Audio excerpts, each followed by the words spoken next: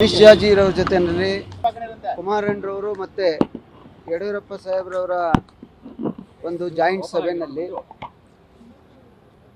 JDS ಮತ್ತು BJPಯ ಪ್ರಮುಖ ಮುಖಂಡರುಗಳ ಏನು ಒಂದು ಸಭೆ ನಡೀತು.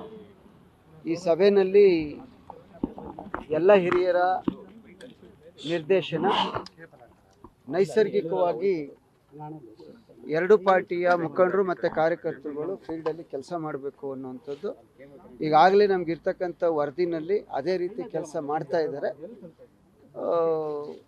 ಅಂತ ಹೇಳಿದ್ರು. ಮತ್ತು ನಾವುಗಳು ಕೂಡ ಚರ್ಚೆ ಮಾಡುವಂಥ ಸಂದರ್ಭದಲ್ಲಿ ಇವತ್ತು ಕಾಂಗ್ರೆಸ್ ಸರ್ಕಾರ ಅಧಿಕಾರದಲ್ಲಿರೋದ್ರಿಂದ 2018ರ ಏನು ಚುನಾವಣೆ ಇದೆ ಆ ರೀತಿಯ ಚುನಾವಣೆಗಿನ್ನ ಈ ಸಾರಿ ಪ್ರಬಲವಾಗಿ ಹೋರಾಟವನ್ನು ಮಾಡಬೇಕು ಅನ್ನುವಂಥದ್ದನ್ನ ಅನೇಕ ಮುಖಂಡರುಗಳು ಅವ್ರಿಗೆ ಮಂದಟ್ಟು ಮಾಡಿಕೊಡುವಂಥ ಕೆಲಸವನ್ನು ಎಲ್ಲ ವಿಚಾರದಲ್ಲೂ ಕೂಡ ಎರಡು ಪಾರ್ಟಿಯ ಕಾರ್ಯಕರ್ತರು ಮುಖಂಡರು ಮತ್ತು ನಾಯಕರುಗಳು ಮನಸ್ಫೂರ್ತಿಯಾಗಿ ಈಗಾಗಲೇ ಏನು ಕೆಲಸ ಮಾಡ್ತಾ ಇದ್ದೀರಿ ಅದೇ ರೀತಿ ಮುಂದುವರೆದು ಮಾಡಿ ರೋಡ್ ಶೋ ಎಲ್ಲಿ ಬೇಕು ಮತ್ತು ಸಾರ್ವಜನಿಕ ಸಭೆ ಎಲ್ಲಿ ಬೇಕು ಅದ್ರ ಕಡೆ ನೀವು ಮಾಹಿತಿಯನ್ನು ಕೊಟ್ಟಂಥ ಸಂದರ್ಭದಲ್ಲಿ ಎಲ್ಲ ರೀತಿಯ ಸಹಕಾರವನ್ನು ಯಾವ ಗೊಂದಲನೂ ಇಲ್ಲ ಸರ್. ಯಾರು ಚುನಾವಣೆ ಸೀಟ್ ಸಿಗ್ತಾ ಇದ್ದಾಗ ಒಬ್ರು ಇಬ್ರು ಚರ್ಚೆ ಇರ್ತದೆ. ಅವರೆಲ್ಲರನ್ನೂ ಕೂತು JDSನವ್ರನ್ನ JDS ನಾಯಕರು ಭಾರತೀಯ ಜನತಾ ಪಾರ್ಟಿಯ ನಾಯಕರನ್ನ ಅವ್ರ ಪಕ್ಷದವರು ಕೂತು ಚರ್ಚೆ ಮಾಡಿ ಇವತ್ತಿನ ಒಂದು ಸಭೆಯಲ್ಲಿ ಮಾತನಾಡುವಂಥದ್ದು ಮಾಡಿ. ಕೇವಲ ಮೊದಲ ಹಂತದಲ್ಲಿರುವಂತಹ ಇಲ್ಲ, ಇವತ್ತೊಂದು ದಿವಸ ಇರುವಂಥದ್ದು ಮೊದಲನೇ ಹಂತದ ಚುನಾವಣೆಯಲ್ಲಿ ಏನಿದೆ ಆ ಕ್ಷೇತ್ರದ ಅಭ್ಯರ್ಥಿಗಳು ಮತ್ತೆ ಅಲ್ಲಿ ನಾಮಿನೇಷನ್ಗೆ ಎಲ್ಲರೂ ಯಾರ್ಯಾರು ಹೋಗ್ಬೇಕು ಏನು ಅನ್ನೋದ್ರ ಬಗ್ಗೆ ಮಾತಾಡ್ತಾರೆ. ಯಾರು ಕೂಡ ಮುಟ್ಟೋದಿಲ್ಲ ಅನ್ನೋ ಮಾತನ್ನ ಹೇಳಿದ್ದಾರೆ. ಇಂಕೆ ಸೋತ್ರೆ ಇಲ್ಲೊಂದು ಕಡೆ ನಮಗೆ ಸಮಸ್ಯೆ ಆಗ್ಬೋದು ಅಲ್ಲ, ಪರೋಕ್ಷವಾಗಿ ಹೇಳಿದ್ದಾರೆ ಸರ್.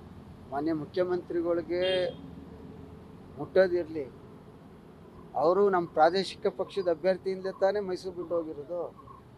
ಮತ್ತೆ ಅದೇ ಭಯ ಪ್ರಾರಂಭ ಆಗಿದೆ. ಅದಕ್ಕೆ 3 ದಿವಸ ಇರ್ತಕ್ಕಂಥ 24 ದಿವಸ ಚುನಾವಣೆಯಲ್ಲಿ ಇರ್ತಕ್ಕಂಥ ಇಷ್ಟೊಂದು ಕ್ಷೇತ್ರಗಳಲ್ಲಿ ಅವರು 3 ರಿಂದ 4 ದಿವಸ ಮೈಸೂರನ್ನೇ ಹಾಕ್ಕೊಂಡಿದ್ದಾರೆ ಅಂದರೆ ಅಲ್ಲಿಗೆ ಅವ್ರಿಗೆ ಎಷ್ಟು ಮೈಸೂರು ಬಗ್ಗೆ ಭಯ ಇದೆ ಅನ್ನೋಂಥದ್ದು ನೀವು ತೀರ್ಮಾನ ಮಾಡಿ, ನಾವು ಹೇಳೋದಕ್ಕೆ ಅಲ್ಲ. ಒಂದಷ್ಟು ಆಪರೇಷನ್ ಆಗುವಂಥದ್ದು ನಿಮ್ಮ JDS ಅಲ್ಲಿ ಇರುವಂಥವ್ರು ಕೂಡ ಅಲ್ಲಿಗೆ ಬರ್ತಾರೆ ಅನ್ನುವಂಥದ್ದು ಸರ್. ಚುನಾವಣೆ ಸಂದರ್ಭದಲ್ಲಿ JDS ಅವರು BJPಗೆ ಹೋಗೋದು, BJP ಅವರು ಕಾಂಗ್ರೆಸ್ಗೆ ಹೋಗೋದು, ಕಾಂಗ್ರೆಸ್ ಅವರು JDSಗೆ ಇವೆಲ್ಲ ಇದ್ದೇ ಇರ್ತದೆ. ಆಮೇಲೆ ಎಲ್ಲ ಚುನಾವಣೆಗಳಲ್ಲೂ ಎಲ್ಲರನ್ನೂ ಸಂತೈಸ್ಲಿಕ್ಕೆ ಸಾಧ್ಯ ಇಲ್ಲ. ಒಬ್ಬರು ಇಬ್ಬರು ನಮ್ಮಿಂದನೂ ಹೋಗ್ಬೋದು, ಅವರಿಂದನೂ ಈಗ ಅವರಿಂದನೂ ಬರ್ತಾ ಇದ್ದಾರೆ. ನಿಮ್ಗೊಂದು ಆಶ್ಚರ್ಯ ಆಗ್ಬೋದು.